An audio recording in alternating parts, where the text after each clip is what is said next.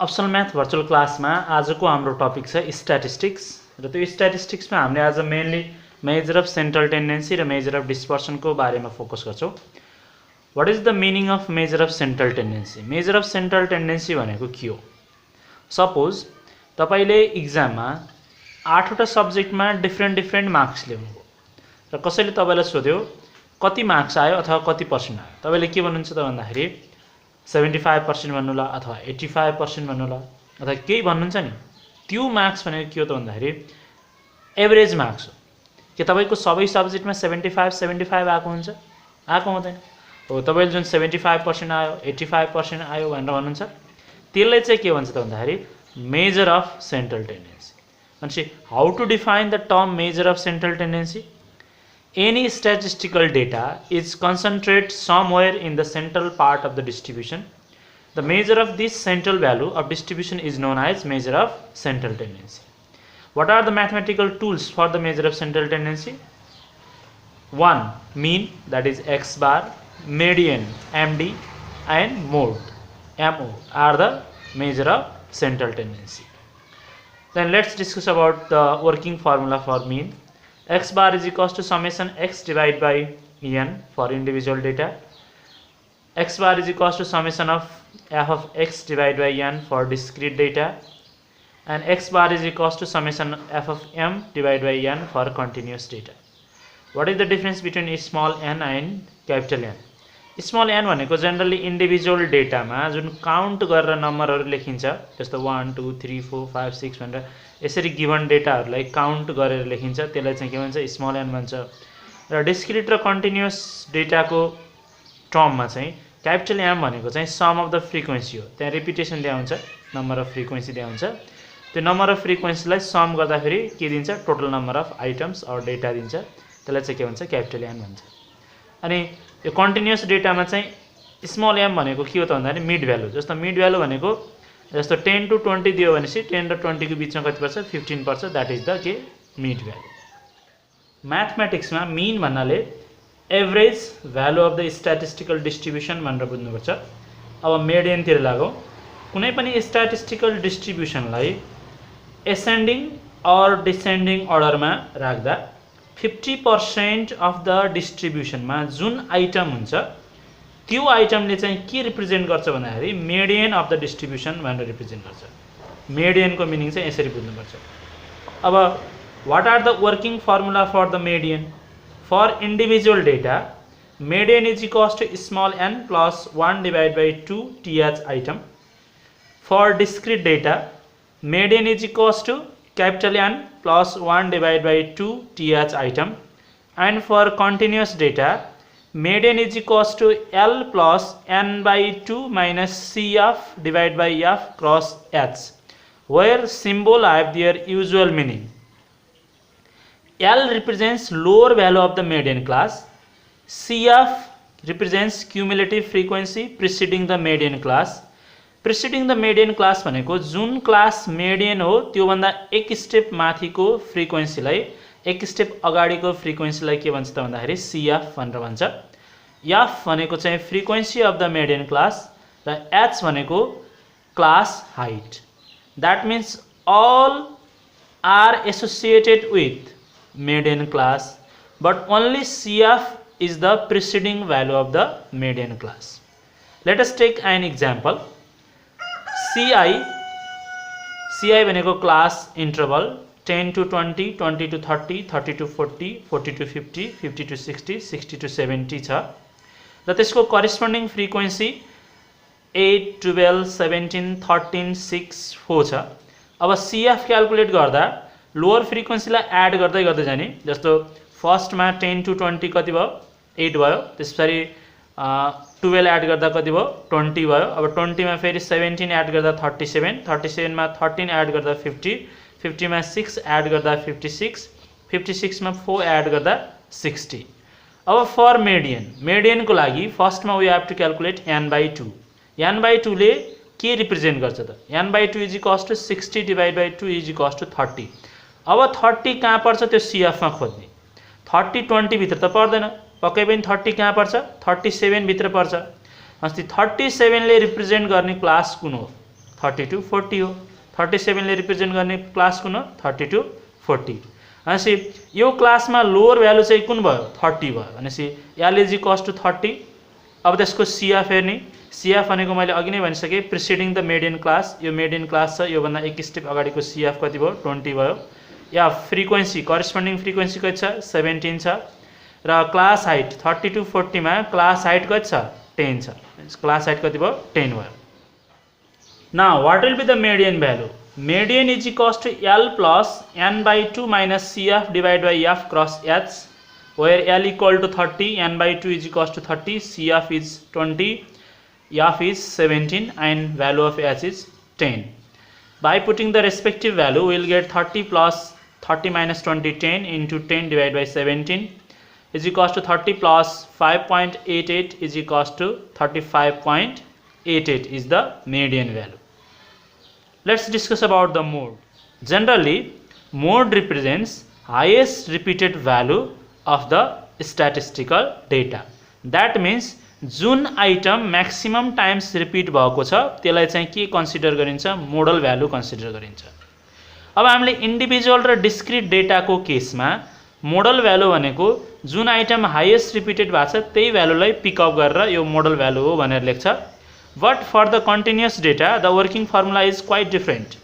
How to calculate model value for the continuous data? Model value MO is equals to L plus F1 minus FO divided by 2F1 minus FO minus F2 into H.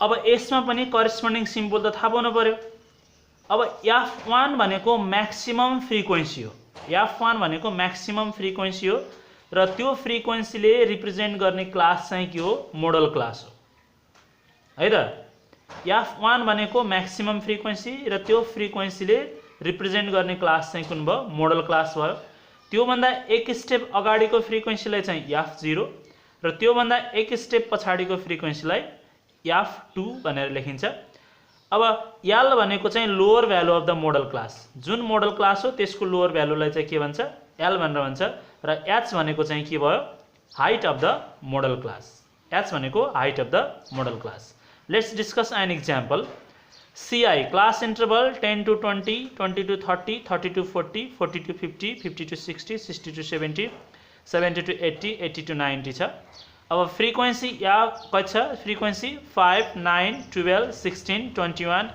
18 13 7 छ frequency अब यसमा highest repeated value चाहिँ कुन छ त highest repeated value भनेको maximum frequency चाहिँ कुन छ त भन्दाखेरि 21 छ भनेपछि 50 to 60 चाहिँ के भयो मोडल क्लास भयो म्याक्सिमम फ्रिक्वेन्सी 20 छ 50 to 60 के भयो मोडल क्लास भयो here F max is equals to 21 that is model class is 50 to 60 therefore L lower value of the model class 50 F1 highest frequency 21 भयो F0 preceding भनेपछि यो भन्दा एक स्टेप अगाडिको 16 F2 एक स्टेप पछाडिको 18 H भनेको क्लास हाइट कति छ 10 छ use the formula MO is equals to L plus F1 minus F0 divided by 2 F1 minus F0 minus F2 into H you will get 50 plus 21 minus 16 divided by 2 into 21 minus 16 minus 18 into H finally you will get 50 plus 5 by 8 into 10 which corresponding to 50 plus 6.25 is equals to 56.25 is the model value. Let's discuss about the quartile. Quartile are those items which divide any statistical data into 4 equal parts. अनि 4 equal part मा कुनै पनि statistical data लाई divide गर्नको लागि कतिवटा item चाहिन्छ 3 वटा आइटम चाहिन्छ जस्तो एउटा आइटमले गिवन डेटालाई कतिवटा पार्टमा डिवाइड गर्छ 2 पार्टमा दुईवटा आइटमले 3 पार्टमा त्यस्तै 3 वटा आइटमले कतिवटा पार्टमा डिवाइड गर्छ 4 पार्टमा डिवाइड गर्छ अनि क्वार्टाइल्स भनेको के हो त भन्दाखेरि those items which divides any statistical data into 4 equal parts अनि कतिवटा हुन्छ त क्वार्टाइल 3 वटा हुन्छ कतिवटा हुन्छ क्वार्टाइल 3 वटा हुन्छ Q1 Q2 र Q3 Q1 ले चाहिँ 25% को आइटमलाई रिप्रेजेन्ट गर्छ Q2 ले 50% को आइटमलाई रिप्रेजेन्ट गर्छ त्यही भएर Q2 लाई मिडियन पनि भनिन्छ र Q3 ले 75% को आइटमलाई रिप्रेजेन्ट गर्छ what are the working formula for the quartile quartile are denoted by qi, where I runs from 1 to 3. त्यो भनेको q1 q2 q3 भनेको. अब qi is equals to I bracket n plus 1 divided by 4th item for individual data. अब यो q1 भनेपछि यहाँ 1 भन्ने, q2 भनेपछि यहाँ 2 भन्ने, q3 भनेपछि यहाँ कति भन्ने 3 भन्ने है त. अब qi is equals to I bracket n plus 1 divided by 4th item for discrete data. qi is equals to L plus in by 4 minus cf divided by f cross h for continuous data, where symbol have their usual meaning. अब q3 भनेर लेख्नु पर्दा कसरी लेख्नु पर्यो? q3 भन्नु पर्दा for continuous data को लागि L plus 3n by 4 minus cf divided by f into h. अब for discrete data को लागि q3 भनेपछि कति हुन्छ? 3 bracket n plus 1 divided by 4th item. यो के को लागि? discrete data को लागि. We will discuss other problem in the problem sections. Let's discuss formula at first. In case of individual data only, जस्तो individual data को केसमा मात्रै, suppose q1 भनेको 4.25 item भनेर आयो रे. 4.25 item भनेर आयो. अब त्यो 4.25 item भने के होला? 4.5 भइदिएको भए त 4th plus 5th divided by 2 गर्नु हुन्थ्यो. अब 4.25 item भएपछि हामीले गर्ने के त भन्दाखेरि 4th item plus 0.25 bracket 5th minus 4th भनेर गर्नु पर्यो. त्यस्तै 4.75 आएको भए 4th item plus 0.75 bracket 5th minus 4th गर्नु पर्यो है त. if q3, अब q3 को भ्यालु 12.75 item आयो भने q3 कसरी फाइन्ड आउट गर्ने? 12th item plus 0.75 bracket 13th minus 12th भनेर यसरी q3 निकाल्नु पर्यो. अब नोट तिर जाउँ. यहाँ मैले दुईवटा इम्पोर्टेन्ट नोटलाई पोइन्ट आउट गरेको छु. फर्स्ट मा के छ त भन्दाखेरि if mean is calculated by using assume mean method, where a is equals to assume mean. त्यसपछि एज्युम मीन सपोज गरिसकेपछि, एज्युम मीन भनेको जुन कुनै भ्यालुलाई पनि मीन सपोज गर्न पाइन्छ त्यसलाई एज्युम मीन भनेर भनेको. त्यसपछि हामीले डेभिएसन निकाल्नु पर्ने हुन्छ. डेभिएसन भनेको difference. d is equals to x minus a. x भनेको डेटा है त. डेटाबाट चाहिँ त्यो एज्युम मीनलाई सबट्र्याक्ट गर्ने के आउँछ? डेभिएसन आउँछ. Then x bar is equals to, त्यसपछि मीन के हुन्छ त भन्दाखेरि x bar is equals to a plus summation of f of d divide by n. यो चाहिँ के भयो त? मीन को फर्मुला भयो. 2 मा चाहिँ relation between mean, median and mode. यसमा के छ? Relation between mean, median and mode. Mean, median र मोड को रिलेसन के हुन्छ त भन्दा mo is equals to 3 median minus 2 mean. यो कहिले पनि नबिर्सिने. Mode is equals to 3 median minus 2 mean भनेर सम्झिराख्ने. Relation between mean, median and mode. Let's discuss about measure of dispersion. What is the meaning of major of dispersion? The measurement of deviation of individual item of any statistical data from their average value is known as measure of dispersion. त्यो भनेको के त भन्दाखेरि कुनै पनि statistical distribution को average भ्यालुबाट individual value को difference कति हुन्छ त्यसको मेजरमेन्टलाई मेजर अफ डिस्पर्सन भनेर भन्छ. अब there are two types of measure of dispersion. One is absolute measure of dispersion and next one is relative measure of dispersion. Let's discuss one by one. First ma range is equals to largest item minus smallest item, that is L minus S, while coefficient of range CR is equals to L minus S divided by L plus S. Next one is quartile deviation. Quartile डेभिएसनलाई semi quartile range भनेर पनि भन्छ. त्यसलाई symbolically QD भनेर represent गर्छ. QD is equals to Q3 minus Q1 divide by 2, while coefficient of quartile deviation is equals to Q3 minus Q1 divided by Q3 plus Q1. Next measure of dispersion is mean deviation. There are three types of mean deviation. First one is mean deviation from mean, second one is mean deviation from median, and third one is mean deviation from mode. Let's discuss about mean deviation from mean. Mean deviation from mean is denoted by MD and bracket ma x bar. For individual data, mean deviation from mean is equals to summation modulus x minus x bar divided by small n. For discrete data, mean deviation from mean is equals to summation f modulus x minus x bar divided by n. For continuous data, mean deviation from mean is equals to summation f modulus m minus x bar divided by n. And similarly for mean deviation from median and mean deviation from mode, and their coefficient of mean deviation from mean is equals to mean deviation from mean divided by mean. That means j को coefficient निकाल्नु छ त्यसैले divide गर्दिने. mean deviation from mean निकाल्नु छ भनेपछि mean deviation from mean निकाल्ने अनि meanैले divide गर्दिएपछि coefficient of mean deviation from mean आउँछ. coefficient of mean deviation from median निकाल्नु छ भने mean deviation from median find out गर्ने अनि median ले डिवाइड गरेपछि coefficient of mean deviation from median find out हुन्छ. र coefficient of mean deviation from mode find out गर्नु छ भने mean deviation from mode find out गरेर mode ले डिवाइड गरेपछि के आउँछ coefficient of mean deviation from mode आउँछ.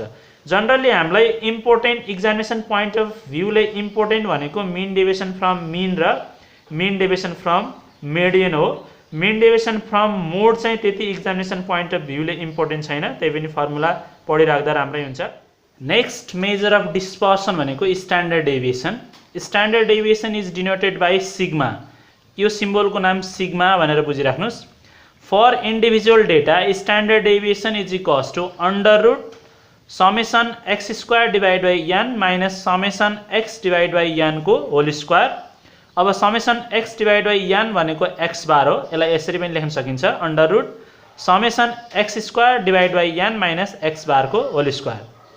For discrete data standard deviation sigma is equals to under root summation F X square divide by N minus summation F X divide by N को whole square.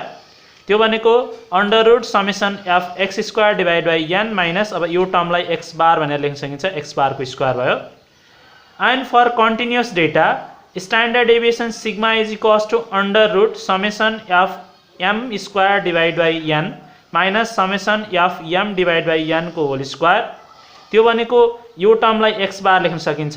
That means standard deviation is equals to under root summation f m square divided by n minus x bar को whole square.